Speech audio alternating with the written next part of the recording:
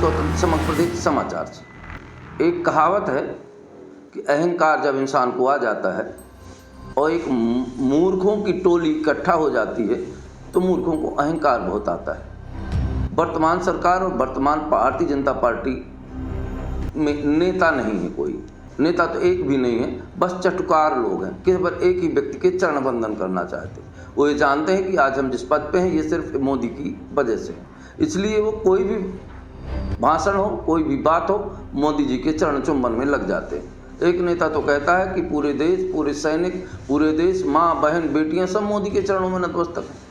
मोदी जी खुद कहते हैं कि मैं अवतरित हुआ हूँ, भय प्रकट कृपाला दीन दयाला की मेरे लिए कविता बनाओ।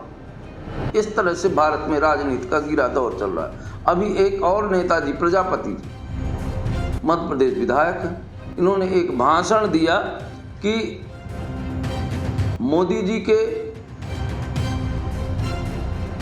संचालन में हम पाक की स्थिति बहुत खराब कर देते, कब्जा कर लेते और हम इतने ताकतवर हैं कि ये कर लेते, वो कर लेते, पर ये यूनाइटेड नेशन ने आके सीज फायर करवा दिया। अरे ये उस मूर्ख नेता को ये भी पता नहीं कि यूनाइटेड नेशन है या यूनाइटेड स्टेट। अब इन नेताओं को ये भी पता नहीं तो राष्ट्रवाद की बात इनके द्वारा कितना छिछोरापन लगता है। और वाह रे मोदी जी, आपके नायाब हीरे आजकल रोज एक ना एक हीरा मध्य प्रदेश से जगमगाता कोहिनूर बन के निकल रहा है। ये मोहन यादव की सरकार का असर है कि उनके विधानमंडल में जो विधायक नेता हैं वो एक नायाब हीरा है, और नायाब हीरा ऐसा जिस हीरे की कीमत 2 कौड़ी भी नहीं है। कोई भी मध्य प्रदेश का नेता उटपटांग बयानबाजी करता है, इससे ये पता चलता है कि जिसने नेतृत्व क्षमता में बैठे हुए हैं इन्हें ना तो राजनीति से मतलब है ना राष्ट्रनीति से मतलब है। ये केवल अपना भरण पोषण कर और जनता के पैसों का आहरण कर खून चूस रहे हैं। और ये भारत की नीति और लोकतंत्र के बारे में इनको ज्ञान ही नहीं है। बस एक ही बात है, इस पर मैं एक कहानी सुनाऊंगा कि इनको सिर्फ इतना आता है हिंदू मुस्लिम, राष्ट्रवाद, वंदे मातरम, इसका अर्थ नहीं पता इनको, पर ये केवल इतना ही जानते हैं। ऐसे नेता वहीं अमेरिका के राष्ट्रपति डोनाल्ड ट्रंप ये कहते भाग रहे हैं कि पाकिस्तान और हिंदुस्तान का मैंने वार रुकवा दिया ताकि मत आगे हरलीना। वर्तमान समय में ऐसा लगता है जैसे भारतीय जनता पार्टी का समय आ गया है। और एक बात और बता दें कि अहंकार ही रावण है। कोई ऐसा रावण हर वर्ष नहीं होता जिसको हम जलाते हैं। मानव का अहंकार ही रावण है और भगवान का भोजन ही अहंकार है। और भगवान ने ये भी कहा है कि मोह ही कपट छल छिद्र न पावा, मुझे झूठे आडंबरी ढोंगी और झूठे लोगों से सख्त नफरत है। ऐसा लगता है कि सारे नेता इन सारी चीजों को लेके घूम रहे हैं। वर्तमान समय में विपक्ष है, पूरा देश है। ओबीसी जैसा नेता इतना अच्छा बयान देते हैं जिन पे कमेंट्स नहीं किया जा सकता। विपक्ष के नेताओं के द्वारा ऐसा कोई बयान नहीं आया जिसमें अभद्रतापूर्ण शब्दों का प्रयोग किया गया हो। लेकिन भारतीय जनता पार्टी के नेताओं के द्वारा इतने ज़्यादा अभद्रपूर्ण व्यवहार, अभद्र भाषा का उपयोग किया जा रहा है, खासकर मध्य प्रदेश के नेता मंत्रियों के द्वारा। ऐसा लगता है ये पूरी पार्टी एक चटुकारिता की पार्टी हो गई है। और जिस तरह से विदित है कि अंधभक्त कहे जाते हैं लोग, तो अंधभक्ति के रूप में प्रकट करती है। ना तो इन्हें ये पता है कि देश में क्या हो रहा है, ना तो इन्हें ये पता है कि राष्ट्र की बात क्या है, ना तो इन्हें लोकतंत्र का ज्ञान है, ना तो ये समाज के बारे में जानते, ना ही ये सेना के शौर्य के बारे में जानते। इन्हें ये भी पता नहीं है कि जब हम निकल के मंच में जाते हैं सेना और पुलिस के लोग ही रहते हैं, तभी हम मंच में बकलोली कर पाते हैं। और सेना के बारे में एक राष्ट्र तभी मजबूत होता है जब वहाँ की सेना शौर्य गाथा लिखने में आगे होती है। और फिर हमारे देश की सेना तो मिट्टी से भी सेना की लहू की खुशबू आती है। ऐसे देश में और ऐसे लोग, ये सनातन धर्म का देश है। जिस भारतीय जनता पार्टी हमेशा सनातन की बात करती है तो ऐसा लगता है तो सनातन को कुचलने की पूरी जिम्मेदारी भी उसकी हो गई है। इनके नेताओं के बयान ये साबित करते हैं कि इन्हें किसी से नहीं मतलब, केवल सत्ता के लोलुप हैं और अपने शीर्ष नेता के लंबे चटुकार हैं। या कहा जाए कि इनकी नेतृत्व क्षमता की कोई कीमत नहीं है। ये केवल सांप्रदायिकता और जातीयता के धर्म पर सत्ता पे विराजमान हो जाते हैं और फिर अनर्गल आलाप सलाप करते हैं, जिससे देश और राष्ट्र और समाज के अंदर विखंडन शक्तियों का दुर्भाव होता है और उसी विखंडन शक्तियों को लड़ा भिड़ा के ये सत्ता पे आते हैं और इनका कोई धर्म नहीं है। अगर इनका धर्म होता तो ये समझ लेना चाहिए। अभी मुरली जगदीश देवड़ा का बयान आया, मध्य प्रदेश के उप मुख्यमंत्री हैं, इनका बयान आया कि मोदी जी के सामने पूरा देश, पूरी सेना नतमस्तक है। इन्हें यह भी ज्ञान नहीं है कि ये सनातन की नगरी है। यहाँ बड़े बड़े धर्मगुरु और बड़े बड़े संत और बड़े बड़े महात्मा, भगवान शंकर कौन किस रूप में विद्यमान है ये पता नहीं है। तो क्या ये सब मोदी के नतमस्तक हैं? आप हो सकते हैं, पूरा देश नहीं हो सकता है। आपको अपने शब्दों पर कंट्रोल करना चाहिए। इससे ये साफ साबित होता है ये चटुकारिता के लोग हैं। इन्हें राजनीति और धर्म और राष्ट्र प्रेम की परिभाषा भी नहीं आती। अगर इनसे पूछा जाए कि राष्ट्र प्रेम किसे कहते हैं तो निश्चित तौर पर ये जवाब नहीं दे पाएंगे। अगर इनकी जवाब देने की क्षमता है तो पत्रकार वार्ता करें, सवाल किए जाएंगे। दूसरी बात, इनके ही मंत्री शाह का बयान आया। वहीं एक समाजवादी नेता के बयान आया कि वो जाट है। मतलब इनके अंदर जाति और धर्म के अलावा कुछ नहीं है। ना तो कभी ये शिक्षा पर बोलते, ना किसी चीज़ पे इनका ज्ञान नहीं है, केवल जाति धर्म हिंद मुस्लिम पर बोलते हैं। कितना शर्मनाक। ये भारत देश है और यहाँ लोकतंत्र है और लोकतंत्र ही सबसे बड़ी ताकत है भारत की और सबसे बड़ी ताकत है शिक्षा।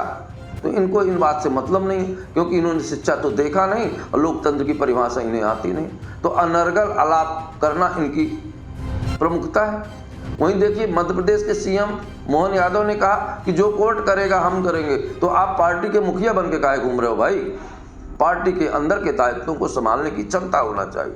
और धन्य है वो मोदी जी जिनको सारा विश्व आज विश्व गुरु कह रहा है। क्या कभी अपने आईने के सामने खड़े होकर मोदी जी ने भी अपना चेहरा देख के सोचा होगा कि क्या मैं विश्व गुरु हूं? और ऐसे नायाब हीरे तलाश के सत्ता की बेदी पर बैठा दिए हैं जो पूरे देश को शर्मिंदा कर रहे हैं। इन्हें बहन बेटियों को और उन बेटियों को जो आज पूरे देश में, पूरे विश्व में भारत की शान को ऊंचा किया है, उनके बारे में ऐसा बोलते हैं, ये बड़ा दुखद है। और सरकार को इस पर संज्ञान लेना चाहिए। और ये बेहद दुखद बात है कि सत्ता केवल चटुकारिता के दम पे चल रही है।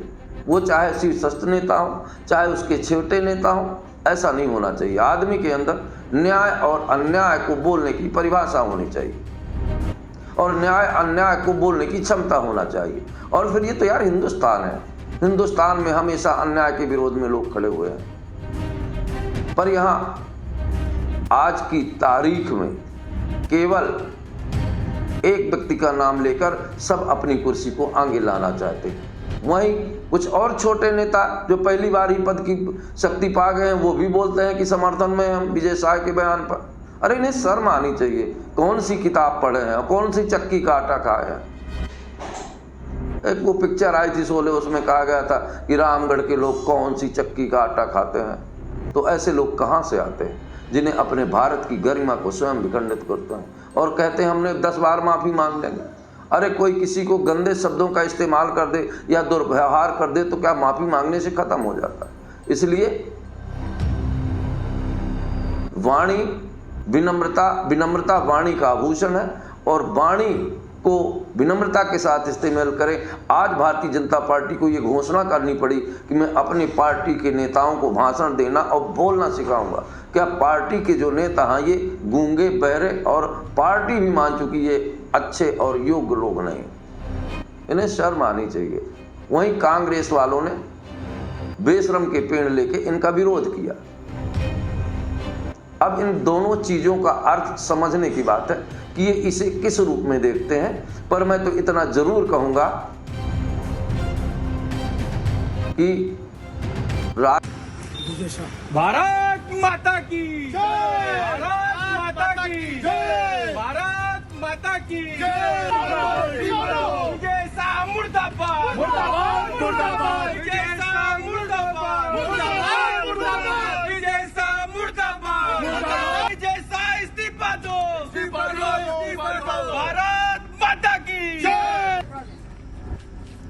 विजय शाह मुर्दाबाद मुर्दाबाद मुर्दाबाद विजय शाह मुर्दाबाद मुर्दाबाद विजय शाह मुर्दाबाद मुर्दाबाद भारतीय सेना के सम्मान में कांग्रेस मैदान में भारतीय सेना के सम्मान में कांग्रेस मैदान में। देखिए, जिस तरीके से सोशल मीडिया ने हमारे बयान को, और वो बयान भी क्यों हुआ, कैसे हुआ, मैं आपको बतलाना चाहता हूँ। एक तो मिलिट्री की जो घटना, मिलिट्री वालों के भेष में आकर के, और उन्होंने जिस तरीके से हमारे भाई बहनों को उनके पिता के सामने, उनके माँ के सामने, बेटों के सामने कपड़े उतार उतार के और धर्म पूछ पूछ के, और उनकी जिस तरीके से निर्भरता की हत्या की गई, उस दिन से मन विचलित है, दुखी है। मेरे पूरे परिवार में कई लोग मिलिट्री में रहे, पूरा मिलिट्री का मेरा बैकग्राउंड है, कई लोग शहीद हुए हैं, कारगिल के समय भी शहीद हुए हैं। और ऐसे दुखी मन से अगर भाषण देते हुए कोई बात अगर निकल गई तो मैं उसके लिए 10 बार माफी मांगने को तैयार हूँ। सोफिया बहन, जिसने राष्ट्र धर्म निभाते हुए जाति धर्म से ऊपर जाके हिंदुस्तान का नाम रोशन किया, वो बहन हमारी सगी बहन से ज्यादा सम्मानित है। मैं उसको सल्यूट करता हूँ, मिलिट्री को और सोफिया बहन को।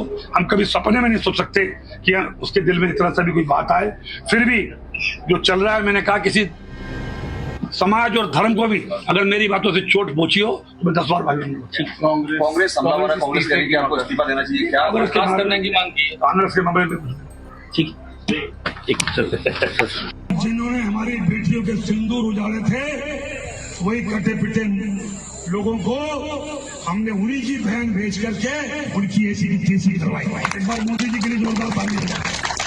उन्होंने कपड़े उतार उतार के हमारे हिंदुओं को मारा, और मोदी जी ने उनकी बहन को उनकी ऐसी की तैसी करने हमारे जहाज से उनके घर।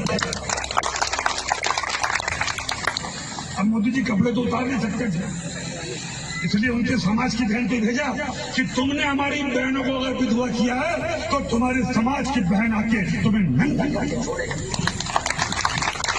देश का सम्मान, मान सम्मान और हमारी बहनों का सुहाग का बदला तुम्हारी जाति की, समाज की बहनों को पाकिस्तान भेजकर से कोई ले सकता है।